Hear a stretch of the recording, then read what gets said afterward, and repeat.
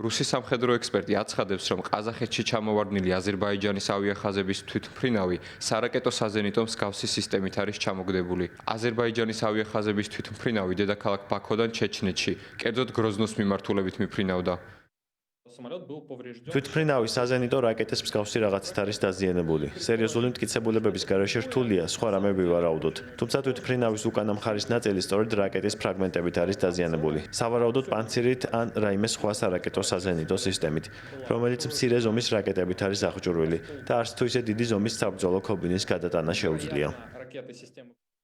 ეს კომენტარები მას შემდეგ გავრცელდა, რაც შესაბამისმა წყარომ აზერბაიჯანის მთავრობაში Euronews დაუდო სტურა, რომ სწორედ რუსული საზენიტო რაკეტის გამო ჩამოვარდა აქტაუში თვითმფრინავი. მას გროზნოს თავზე დრონების გააქტიურების ფონზე ესროლეს რაკეტა, რომელიც თვითმფრინავის ახლოს აფეთქდა. საზენიტო რაკეტის ნამსხვრევებმა მგზავრები და ეკიპაჟი დააზიანა. სამთავრობო წყარომ Euronews განუცხადა, რომ დაზიანებულ თვითმფრინავს პილოტების მოთხოვნის მიუხედავად არ მისცეს რუსეთის არც ერთ აეროპორტში დაშვების უფლება. მას უბრძანეს კასპიის ზღვის მეორე მხარეს. კერძოდ ყაზახეთში, აქტაუს მიმართულებით გაფრენილიყო.